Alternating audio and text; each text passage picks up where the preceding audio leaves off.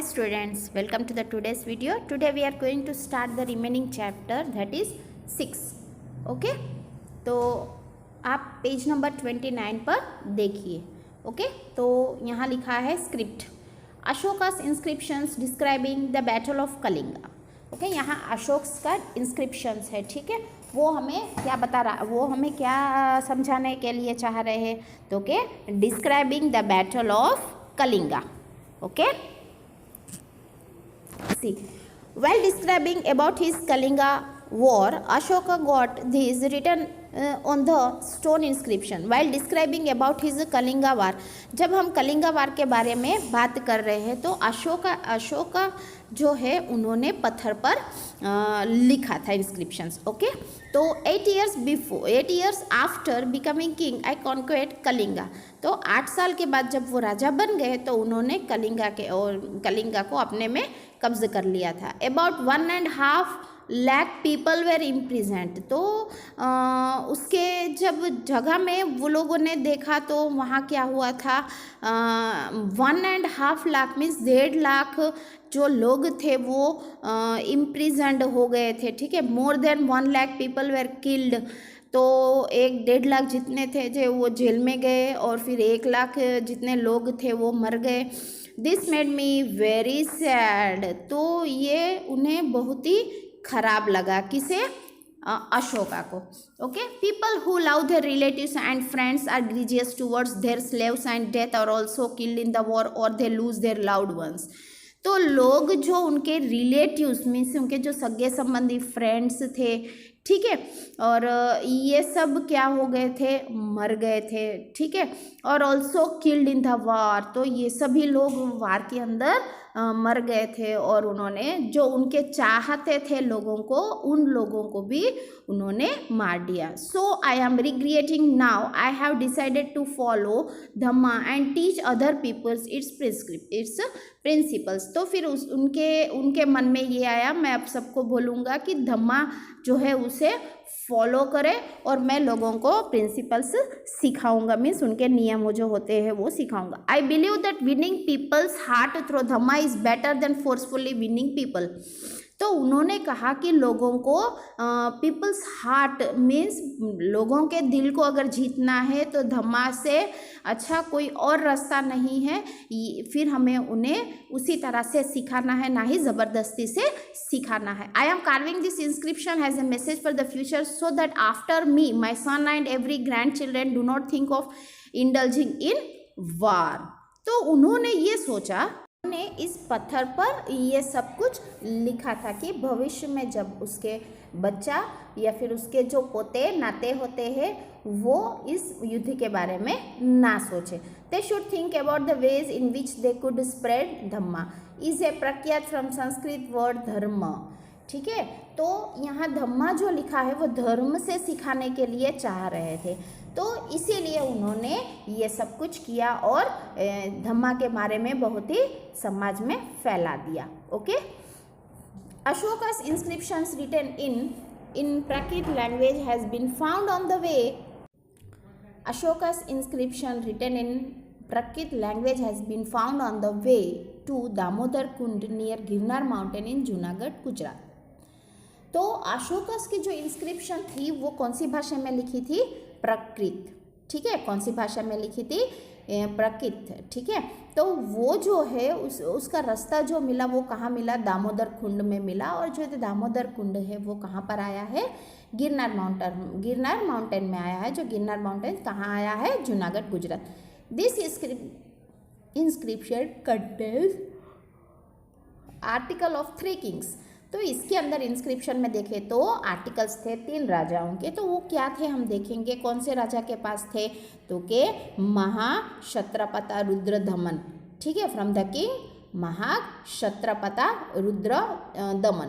This article gives detail about Sudarshan means Sudarshan जो तालाब है, lake constructed by governor Pushyagupta who has governing at the time of Maurya king Chandragupta, canals made for irrigations by Yanaraja who has the governor at the time of Ashoka. ठीक है। तो यहाँ पर हमने देखा कि जो लेक्स जो थे, तड़ाव तो जो रिजर्वर थे वो किसने बांधे थे, गवर्नर ने बांधे थे, उनका नाम था पुष्य गुप्ता। तो वो उस टाइम के मौर्यन किंग के गवर्नर थे। ठीक है। उन्होंने कैनाल्स बनाई थी, किसके लिए बनाई थी, इरिगेशन मीन्स एग्रीकल्चर के लिए बनाई थी। ठीक है। तो मतलब तो वो यवनराज जो थे, ठीक है, वो उस अशोका गुप्त के समय में गवर्नर थे। Ashoka has an apostle. ठीक है। यहाँ अपोस्टल मतलब क्या पता है आपको? नहीं? ओके। अब यहाँ अपोस्टल मतलब जीसस के जो 12 प्रिंसिपल्स थे, ठीक है, उनका पालन करना, उनके शिष्य बनना। ओके। तो यहाँ Ashoka travel to the Buddhist pilgrims across the country. तो ये अशोका जो थे वो ट्रैवल करते गए कहाँ किया, तो कि बुद्धिस्ट पिलग्रिम्स मतलब पता है ना, जो लोग स्केर्ड प्लेसेस मतलब कि भगवान को जहाँ पूजते हैं, ठीक है, उनके लिए कुछ अच्छा करना चाहते हैं, तो वहाँ पिलग्रिम्स होते हैं। ठीक है। तो वहाँ जाकर रिलीजन्स के रीजन्स जो है, उनकी समस्या है, उनको दूर करने के लिए, ठीक है, ये सब कुछ फैलाया जाता है। तो वहाँ गए थे और ही प्रोपगेटेड बुद्धिज़्म ड्यूरिंग हिज यात्रा। तो उन्होंने उस समय बुद्धिज़्म को एक्सेप्ट किया था। Ashoka drew inspirations from teachings of Gautam Buddha and showed the path of dhamma to his people.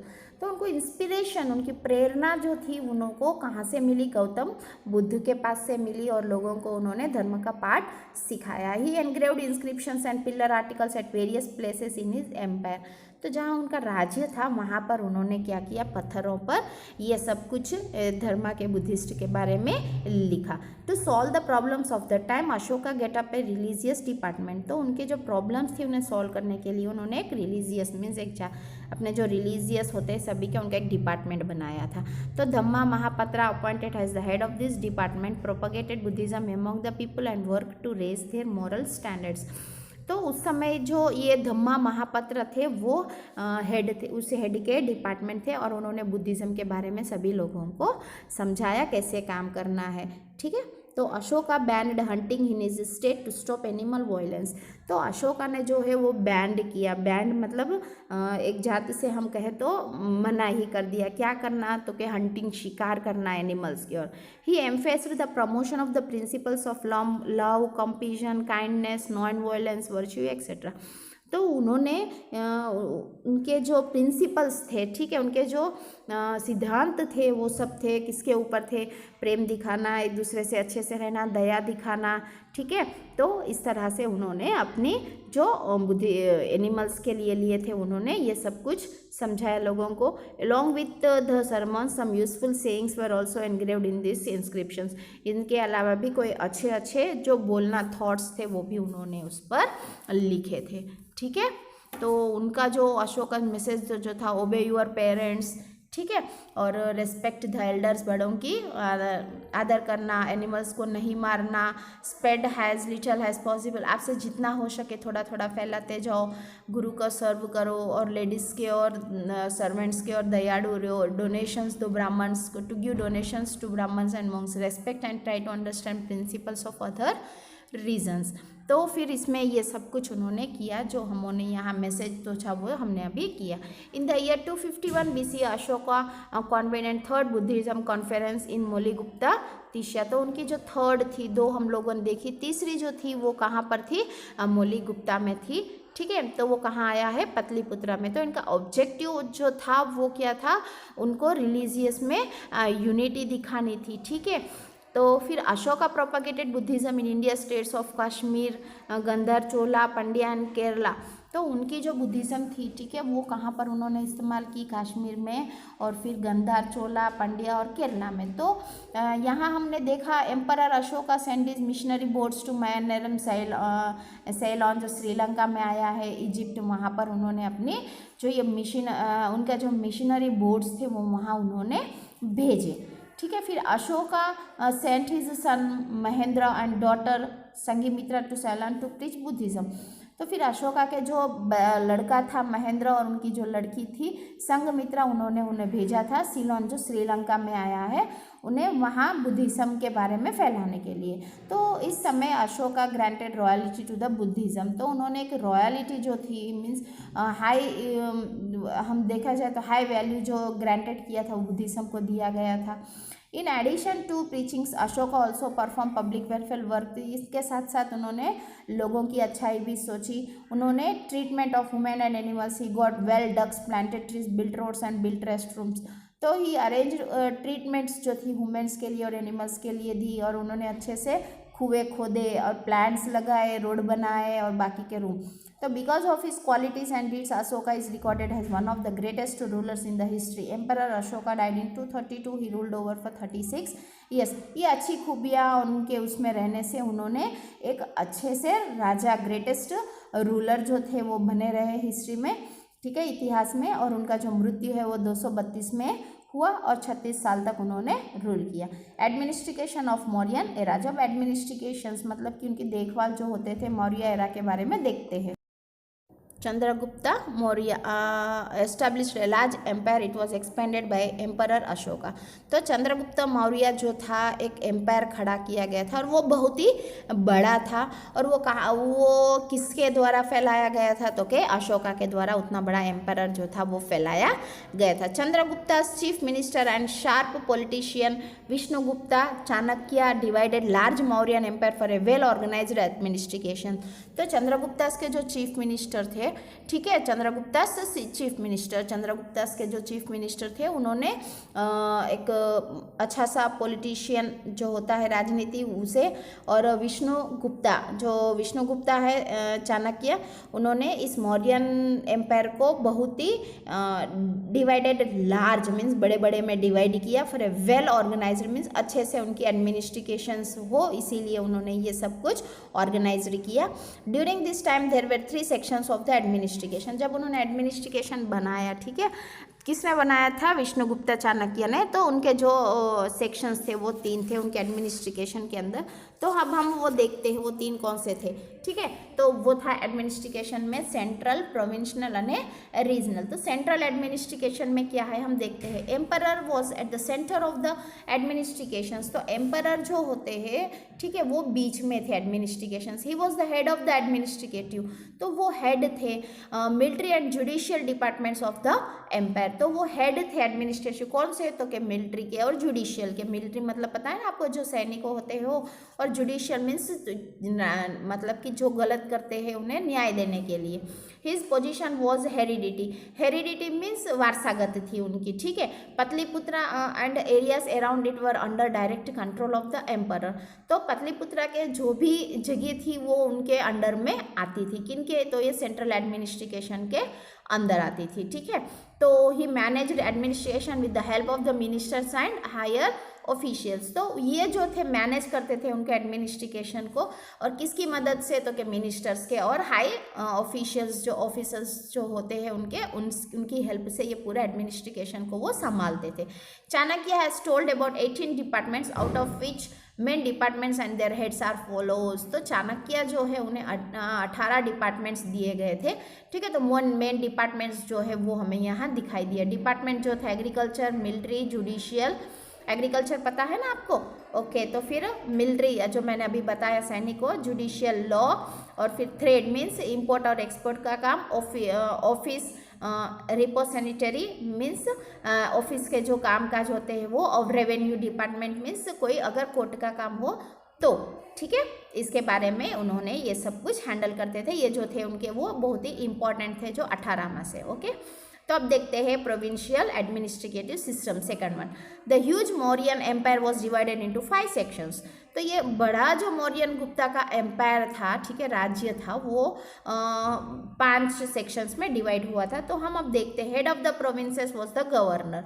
तो इनके जो हेड थे वो गवर्नर थे, ठीक है। Usually the Prince was appointed at this post. तो यहाँ देखा जाए तो जो प्रिंस होते हैं उन्होंने इस पोस्ट के लिए अपॉइंट किया गया था। Governors task in the provinces was to maintain peace and security. तो ये गवर्नर जो प्रोविंसेस थे उन्हें क्या करना था, शांति और सिक्योरिटी जो थी उनको वो मेंटेन करनी थी, collective revenues to get the orders of the king, obeyed and keeping the emperor constantly aware of the events taking place in the provinces. और जो राजा के ऑर्डर्स आते थे उनको पालन करना था, ठीक है। और जो कोई ऐसे इवेंट्स जैसे कि कुछ होने वाला हो, ठीक है, उसके बारे में उनको जानकारी भी रखनी थी। ओके, तो थर्ड में देखते हैं रीजनल एडमिनिस्ट्रेटिव। तो रीजनल एडमिनिस्ट्रेटिव में क्या है, तो कि for the shake of administrative is any provinces was divided into district, local and storage taluka. District officer worked at the district level while officer of the provinces was called provincial.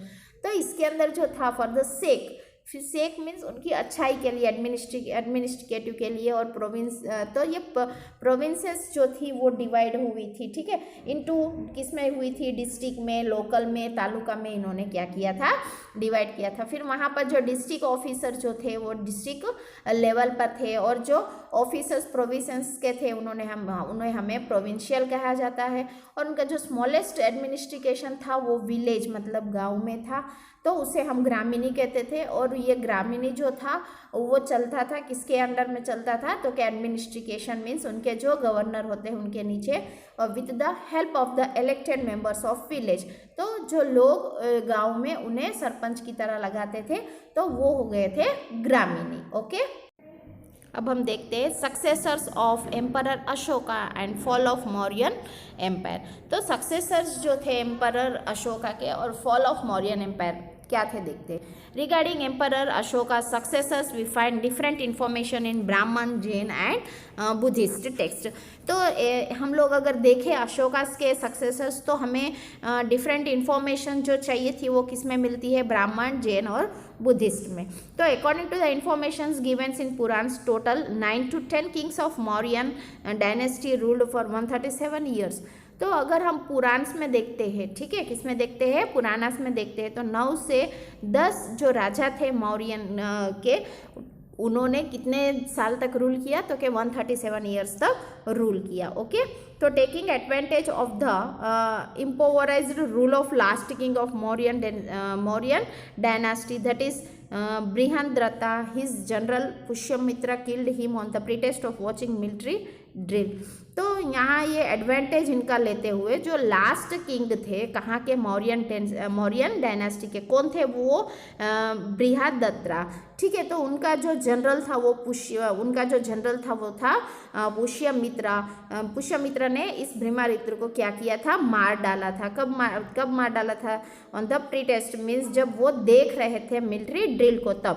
Thus in 185 BC Pushyamitra Sangh established Sangh dynasty on the throne of Magadh and Mauryan dynasty came to end. तो उसके बाद इन्होंने 185 में जो ये पुष्यमित्र संघ थे उन्होंने एक डायनेस्टी थी वो एस्टैब्लिश्ड थी किसे, मतलब कि उन्हें यहाँ से रास्ते से हटाकर किसे, ये मगध और मौर्यन डायनेस्टी को समाप्त किया। और फिर उन्होंने अपनी एक डायनेस्टी, संघ डायनेस्टी थी, उसे उन्होंने एस्टैब्लिश किया।